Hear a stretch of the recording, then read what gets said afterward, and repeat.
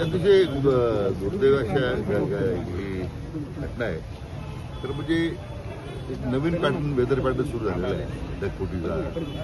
त्यातून जे अनेक पण आपल्याच भागात नाही तर संपूर्ण देशभरामध्ये सुद्धा, उत्तर हिंदुस्थानात सुद्धा जो काही प्रचंड प्रलय आला आहे त्याची परिस्थिती आता रोज येते आपल्याला.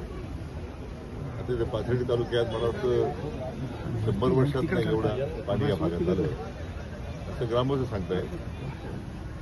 तलाव फुटले, रस्ते वाहून गेलेत. आता मोठ्या प्रमाणात जे नाले आहेत, ओढे आहेत, त्याच्यावर पाणी येत नाही म्हणून लोकांनी अतिक्रमण केलेली आहेत.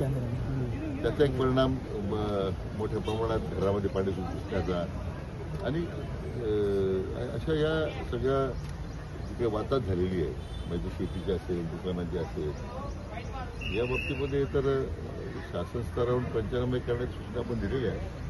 परंतु एक नैसर्गिक आपत्ती अतिशय मोठी होती. एकच आहे की एखाद दोन आपत सोडला तर एवढ्या मोठ्या आपत्तीत प्राणहानी कुठं झाली दिसत नाही. झाले नाही हे आपलं सगळ्यांचं सुदैव आहे. सर, जिल्ह्यामध्ये एकूण किती हेक्टर क्षेत्र पाण्याखाली गेलेलं आहे? कोणती कोणती पिके नष्ट झालेली? प्राथमिक माहिती काय सर? नाही, आता 2 दिवसाची घटना आहे त्यामुळं ताबडतोबीनं याची प्राथमिक अंदाज घेण्यासाठी कार्यवाही करावी. आवश्यक ज्या भागांमध्ये अतिवृष्टीने, ढगफुटीने त्या भागातील कर्मचारी इकडे बोलून घेऊन एकतर पंचनामा करण्याची स्थिती बऱ्याच ठिकाणी नाही आहे. शेतामध्ये पाणी आहे. त्याचा विचार करून आता त्या भागातील सरसकट पंचनामे करावेत अशा प्रकारच्या सूचना मी जिल्हाधिकाऱ्यांना दिलेल्या आहेत. आणि पण मी म्हटल्याप्रमाणे एकदा पूर्णतः जी आता आकडेवारी समोर आलेली आहे प्राथमिक आहे, साधारण 94,000 साधारण 770 शेतकऱ्यांच्याकडे म्हणजे मला वाटतं 1,02,000 साधारण 1,00,000 हेक्टर क्षेत्र बाधित झालेलं आहे. म्हणजे मुख्य क्षेत्र प्रचंड मोठ्या प्रमाणात बाधित झालेलं आहे. आता ह्या भागात पाथर्डी आहे, शेवगाव आहे, इथे तर आपण स्वतः पाहता किती त्याच्यात किती स्थिती गंभीर आहे. सर, दुसरीकडे विरोधात सातत्याने तातडीने काही मदत दिली जाणार आहे का सर? आपले स्थायी आदेश आहेतच शासनाचे. पण आता ओरंडाभाऊ नुकसानीचा विचार करता काही आपल्याला एनडीआरएफचे जे नॉर्म आहेत आपले त्यामुळे आपण मदत करतो. आपण काही एसडीआरएफचे आहेत, काही एनडीआरएफचे आहेत. पण ओरंडाभाऊ एनडीआरएफच्या पेक्षा काही मदत करता येईल का म्हणून आता मला वाटतं मदत पुनर्वसन बघायला तशा पद्धतीने आपण विनंती करू. सर, विरोधात सातत्याने आरोप करताय की पंचनामे होतात मात्र मदत दिली जात नाही. अहिल्यानगरचे खासदारांनी देखील तेच आरोप केले की वेळोवेळी पंचनामे केले जातात मात्र मदत मिळत नाही. कसं बघतं सर त्यांच्या आरोपाला? मला असं आहे की यापूर्वी ज्या ज्या घटना घडल्या आहेत, आता नगर तालुक्यातले मध्ये आतरनेर, पिंपळगाव, माळवी, वाळकीला इथे आपण तातडीने स्वतः गेलो.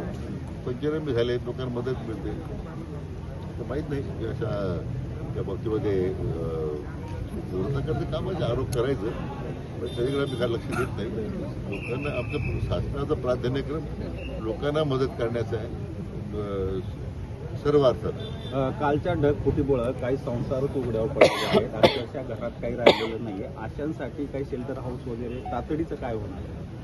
नाही, आता याच्यामध्ये 2-3 मुद्दे आहेत. एकतर ज्यांची घरं वाहून गेली, घरं पडली, मी आता जिल्हाधिकारी महोदयाशी चर्चा करत होतो की आपण प्रधानमंत्री आवास योजनेतून जर त्यांना घरं बांधण्यासाठी काही रक्कम देऊ शकलो, कारण त्या स्वतःच मालकीची जागा असते, तो एक पर्याय तपासून पहा म्हटलं. म्हणजे ताबडतोबीने त्यांना मदत करता येईल. नंबर 1, टेम्पररी शेल्टरमध्ये आपण नेहमी शाळा वगैरे आहे त्या किंवा पुढे सार्वजनिक जिथे जागा आहे तिथे लोकांना स्थलांतर करून ते मदत करतोय.